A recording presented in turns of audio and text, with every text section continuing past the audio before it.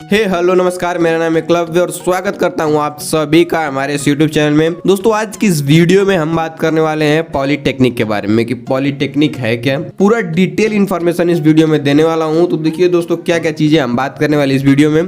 तो सबसे पहले हम ये बात करेंगे कि पॉलिटेक्निक और बीटेक में क्या डिफरेंस होता है। ठीक है, बहुत सारे लोगों को पॉलिटेक्निक और बीटेक में डिफरेंस नहीं पता है, तो उसके बारे में बात करेंगे। क्या एलिजिबिलिटी क्राइटेरिया है पॉलिटेक्निक कोर्स करने के लिए, उसके बारे में बात करेंगे। एडमिशन प्रोसेस क्या है, फीस क्या है, और साथ में हम ये भी बात करने वाले हैं कि पॉलिटेक्निक कोर्स कितने सारे अवेलेबल हैं, जैसे कि मैकेनिकल इंजीनियरिंग हो गया, सिविल इंजीनियरिंग हो गया, मतलब ये कितने सारे अवेलेबल हैं। आप किस में जा सकते हैं अपने हिसाब से, जो भी आपको अच्छा लगता है उसमें आप ज्वाइन कर सकते हैं। और साथ में हम ये भी बात करेंगे कि पॉलिटेक्निक करने के बाद क्या करियर आपका हो सकता है, क्या आपको जॉब मिलेगी या फिर नहीं मिलेगी। इन सभी चीजों पर हम पूरा डिटेल में बात करेंगे। और साथ में पॉलिटेक्निक करने के बाद आप कितनी सैलरी एक्सपेक्ट कर सकते हैं, इसके बारे में अब डिटेल से बात करेंगे। तो दोस्तों वीडियो में अंत तक बने रहें, जिससे आपको पूरी डिटेल इंफॉर्मेशन मिल सके। तो चलिए वीडियो को स्टार्ट करते हैं, लेट्स बिगिन। तो दोस्तों सबसे पहले बात करते हैं कि पॉलिटेक्निक है क्या। तो दोस्तों पॉलिटेक्निक एक टेक्निकल कोर्स है जो कि डिप्लोमा कोर्स होता है। ठीक है, ये स्टूडेंट के बीच बहुत ही पॉपुलर कोर्स है। 10th और 12th पास करने के बाद ज्यादातर स्टूडेंट जो है पॉलिटेक्निक कोर्स को ही चूज करते हैं। पॉलिटेक्निक का मतलब ही होता है इंजीनियरिंग में डिप्लोमा, मतलब कि डिप्लोमा इन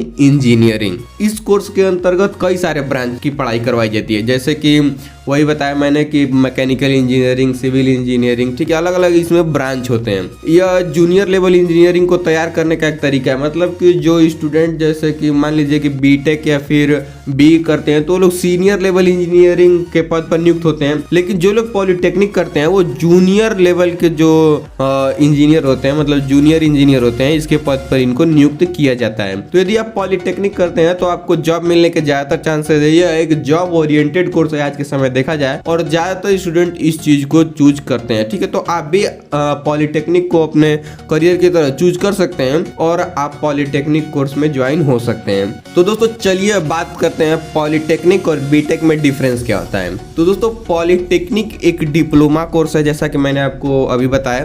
ठीक है, और बीटेक जो होता है यह एक डिग्री कोर्स है। यदि आप बीटेक करते हैं तो आपको अंडर ग्रेजुएट डिग्री का सर्टिफिकेट मिलता है। वहीं आप यदि पॉलिटेक्निक करते हैं तो आपको डिप्लोमा का सर्टिफिकेट मिलता है। जो पॉलिटेक्निक होता है वह 3 साल का होता है। आप 3 साल में पॉलिटेक्निक को कंप्लीट कर सकते हैं, लेकिन जो बीटेक होता है यह 4 साल का कोर्स होता है। ठीक है, और जो पॉलिटेक्निक होता है इसमें आपको फीस बहुत ही कम लगती है। फीस मतलब कि माना जाए तो आप 10,000 रुपए से लेकर 20,000 रुपए तक के बीच फीस लगती है गवर्नमेंट कॉलेजेस में। लेकिन जो बीटेक होता है इसमें आपकी फीस थोड़ी सी ज्यादा होती है। थोड़ी सी क्या मतलब बहुत ज्यादा होती है, लगभग 50,000 रुपए से लेके 1-1.5 लाख रुपए तक की फीस होती है। ठीक है, बीटेक कोर्सेज करने के लिए। तो ये कुछ डिफरेंस है छोटे मोटे जो पॉलिटेक्निक और बीटेक के बीच में है। ठीक है, तो आप इसे थोड़ा मोड़ा अंदाजा लगा सकते हैं कि पॉलिटेक्निक और बीटेक में क्या डिफरेंस होता है। तो दोस्तों चलिए अब बात करते हैं एलिजिबिलिटी क्राइटेरिया के बारे में। तो दोस्तों एलिजिबिलिटी क्राइटेरिया में कुछ ये सीन है कि आपकी जो क्वालिफिकेशन होनी चाहिए उसमें यदि आप क्लास 10th या फिर 12th पास हैं तो आप अप्लाई कर सकते हैं पॉलिटेक्निक के लिए। यदि आप क्लास 10th ही सिर्फ पास है तब भी आप अप्लाई कर सकते हैं। यदि आप 12th पास है तब भी आप अप्लाई कर सकते हैं, कोई दिक्कत वाली बात नहीं है। ठीक है, दोनों लोग अप्लाई कर सकते हैं। मिनिमम मार्क्स की बात की जाए कि कितने मार्क्स आपके कम से कम क्लास 10th और 12th में होने चाहिए, तो दोस्तों आपके मिनिमम मार्क्स जो है वो 40% होने चाहिए। ये अलग अलग कॉलेज के हिसाब से थोड़ा मोड़ा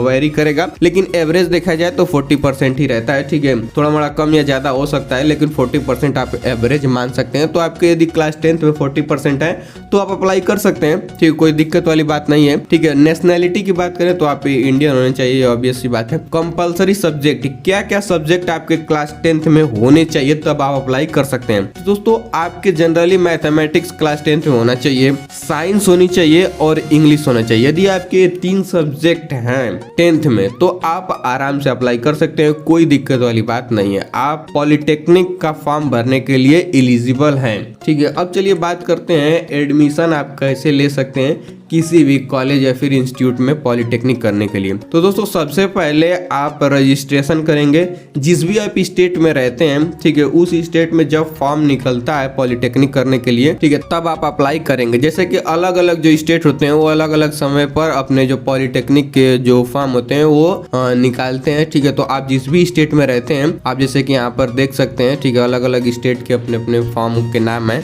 ठीक है, जैसे उत्तर प्रदेश में जेई कप है, ठीक है। तो उसी तरह से आप जिस भी स्टेट में रहते हैं वहाँ पर जो भी नाम है, ठीक है, तो आपको उसको देखना होगा कि कब वो निकल रहा है, ठीक है, कितने तारीख तक उसका डेट है, तो उसके बीच में आपको उसको भरना होगा। और जब आप उसको भर लेंगे, ठीक है, तो उसके बाद आपका जो एडमिट कार्ड जो है कि इशू होता है उस संस्था द्वारा जहाँ पर आप भरे हैं। उसके बाद इंट्रेंस एग्जाम होता है। इंट्रेंस एग्जाम होने के बाद जो है कि रिजल्ट डिक्लेयर होता है, इसके साथ साथ आपकी मेरिट भी निकलती है और उस मेरिट के आधार पर काउंसलिंग होती है, ठीक है। तो जो भी आपकी काउंसलिंग होती है उसके बाद आपको कॉलेज अलॉट किए जाते हैं कि आपको ये कॉलेज मिला, ये कॉलेज मिला, ठीक है। तो आप जिस भी कॉलेज में एडमिशन लेना चाहते हैं तो अपने फॉर्म में भरेंगे और यहाँ पर काउंसलिंग उस फॉर्म के लिए करवाएंगे, उस कॉलेज के लिए करवाएंगे, ठीक है। तो आपको अगर अच्छा मार्क्स है तो आपको कॉलेज मिल जाएगा, फिर वहाँ पर आप जाके एडमिशन ले सकते हैं। आप फीस की बात की जाए कि कितनी आपको फीस लगेगी, तो जो गवर्नमेंटेड कॉलेज होते हैं पॉलिटेक्निक के, उसमें लगभग 10,000 रुपए से लेकर 20,000 रुपए तक ही लगते हैं। इससे थोड़ा सा ज्यादा या फिर थोड़ा सा कम लगेंगे, लेकिन गवर्नमेंट कॉलेज में लगभग इतना ही लगता है, ठीक है।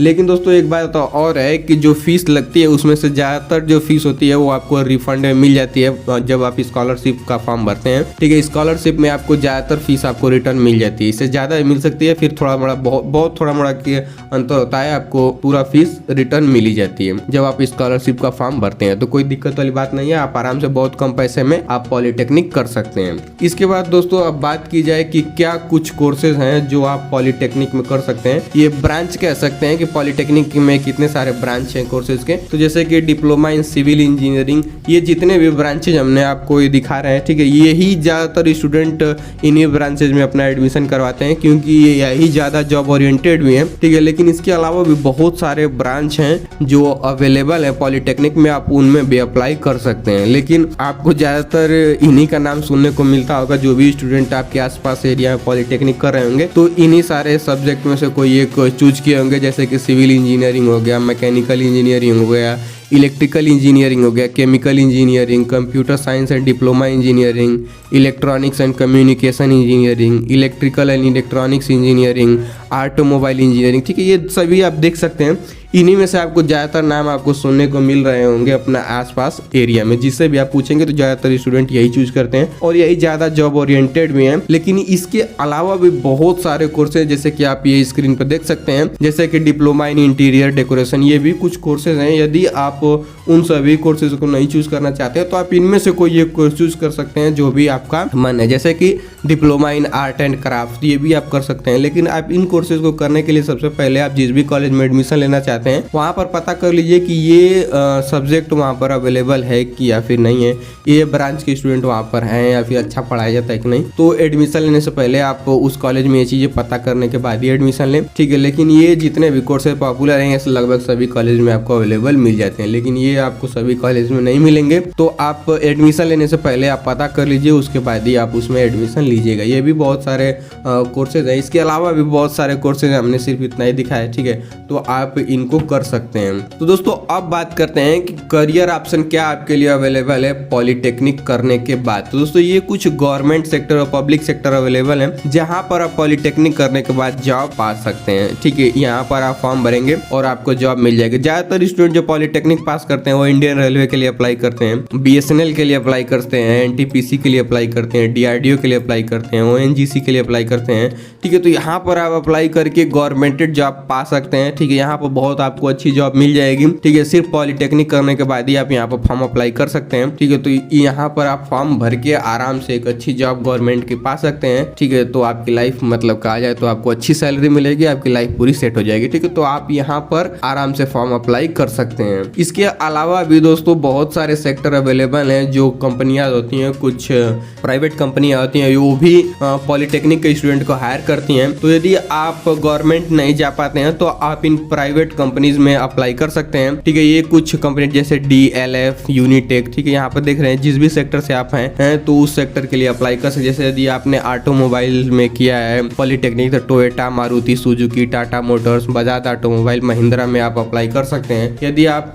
कम्युनिकेशन से किया है तो आप Reliance communication, Bharti Airtel, Idea, इन सभी जगहों पर अप्लाई कर सकते हैं, ठीक है। तो ये अलग अलग कंपनियां हैं जहां पर आप पॉलिटेक्निक करने के बाद अप्लाई कर सकते हैं। दोस्तों अब देखिए बात करते हैं कि बीटेक या फिर BE जो स्टूडेंट पॉलिटेक्निक कर लेते हैं उनमें से कुछ स्टूडेंट इसको भी चूज करते हैं पॉलिटेक्निक करने के बाद। तो आपके पास ये चीजें अवेलेबल होती हैं कि यदि आप पॉलिटेक्निक अपना कंप्लीट कर लेते हैं उसके बाद यदि बीटेक करना चाहते हैं तो आप आराम से कर सकते हैं। मैंने बहुत सारे स्टूडेंट को ऐसा देखा है कि वो पॉलिटेक्निक करने के बाद बीटेक को ही चूज करते हैं। इसका कारण ये है दोस्तों कि आपको थोड़ी सी जो है कि सैलरी आपकी ज्यादा हो जाती है। ठीक है, यदि आपको 25,000 रुपए मिल रहा है तो आप यदि बीटेक कर लेते हैं तो आराम से आपको 40-50,000 रुपए आपको किसी भी कंपनी में आपको अवेलेबल मिल जाती है। ठीक है, तो इसीलिए ज्यादातर स्टूडेंट जो है कि अपना पॉलिटेक्निक खत्म करने के बाद बीटेक करते हैं। इसका एक और फायदा ये होता है कि आपको लेटरल एंट्री मिल जाती है। जैसे कि बीटेक आपका 4 साल का होता है, लेकिन यदि आप पॉलिटेक्निक करने के बाद बीटेक ज्वाइन करते हैं तो आपको सेकेंड ईयर में एडमिशन मिलता है और आपको 3 साल ही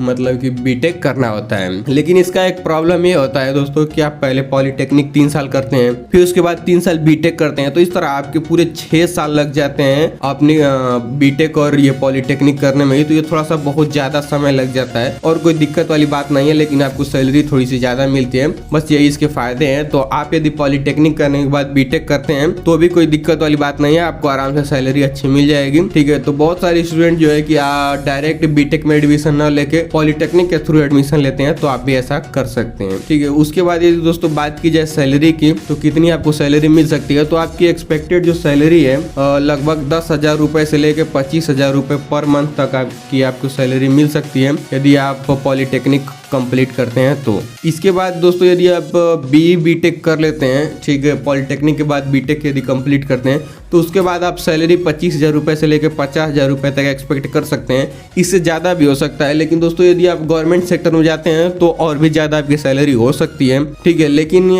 आप बीटेक करने के बाद या फिर पॉलिटेक्निक करने के बाद अब्रॉड चले जाते हैं, किसी दूसरे देश में चले जाते हैं, वहाँ पर यदि आप कोई कार्य करते हैं तो वहाँ पर आपकी और सैलरी ज़्यादा हो सकती है। तो ये अलग अलग चीज़ों पर आपकी सैलरी निर्भर करती है। इन सभी चीज़ों को देखते हुए पॉलिटेक्निक कर सकते हैं। यदि आप उतने अच्छे घर से नहीं है जहाँ पर आपको बहुत ज़्यादा पैसे मिल रहे हैं किसी भी कोर्स को करने के लिए, तो आपके लिए एक अच्छा ये कोर्स हो सकता है पॉलिटेक्निक। ठीक है, तो आराम से आप पॉलिटेक्निक करके कोई भी जॉब पा सकते हैं। ठीक है, और अपना सपने को पूरे कर सकते हैं। तो दोस्तों ये रहा पूरा कंप्लीट वीडियो पॉलिटेक्निक के बारे में। यदि दोस्तों वीडियो पसंद आया है तो इसे लाइक कर दीजिए, अपने दोस्तों के बीच शेयर कर दीजिए और हमारे चैनल को जरूर सब्सक्राइब कीजिए और बेल आइकन को जरूर दबाइए, जिससे हमारे लेटेस्ट आने वाले वीडियो के अपडेट आपको मिलते रहे। धन्यवाद, फिर मिलते हैं आपसे नेक्स्ट वीडियो में, तब तक के लिए बाय बाय।